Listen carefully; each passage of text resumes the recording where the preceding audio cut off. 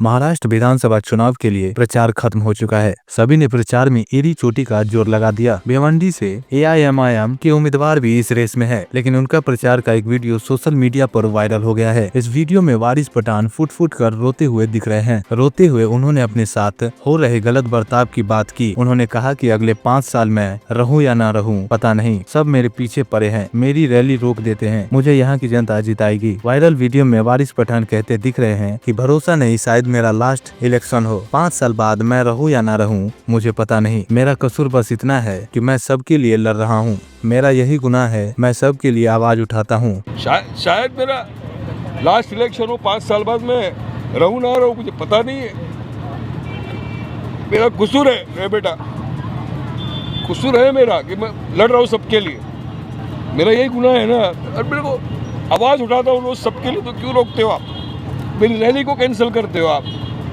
वारिस भाई हिम्मत मत मारो, हम लोग आपके साथ हैं। वारिस भाई परेशान कर प्रशासन से परेशानी, सारे पॉलिटिकल नेता मेरे पीछे लग गए हाथ धोके के इसको रोको, तुम रोकना चाहते हो रोक लो, अल्लाह ने मुझे लाया, अल्लाह नहीं रोकेगा, अल्लाह जिताएगा इंशाअल्लाह। दरअसल वारिस पठान महाराष्ट्र के जाने माने नेता हैं, अक्सर अपने बयानों से भी चर्चा में रहते हैं। उन्होंने कुछ दिन पहले ही चुनावी रैली में बीजेपी प्रत्याशी और कांग्रेस सपा पर भी हमला किया था। सुनिए उनका पिछला बयान। के लिए एक तरफ बीजेपी है तो दूसरी तरफ ये तथाकथित सेक्युलर पार्टियां जो अपने आप को समझते हैं, ऐसी कांग्रेस है, समाजवादी है और एक पाटिल है।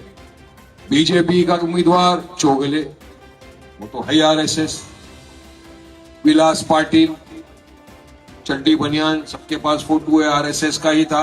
एमएलए बनने का दिल किया, गुलाटी मार दी, कुछ हुआ नहीं, लात मार के बाहर गए तो खुद खड़े हो गए, मैं खड़े हो जाऊंगा, मेरे पास पैसा है। चोर के उनका भी चड्डी बनियान में फोटो है ना, लाठी बाटी।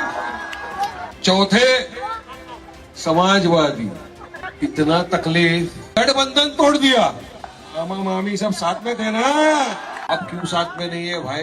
बीजेपी से डंडा गया, पब्लिक के पीठ में तो खंजर भोगता ही है, महाविकास आघाड़ी के पीठ में भी कब से मार दिया जाता है, तो उसका नहीं हुआ इतने सालों से रहकर, तो तुम्हारा मेरा क्या होगा मेरे भाई? एक बड़ी सुपारी लेकर बीजेपी से ये आए हैं समाजवादी पार्टी महाराष्ट्र में।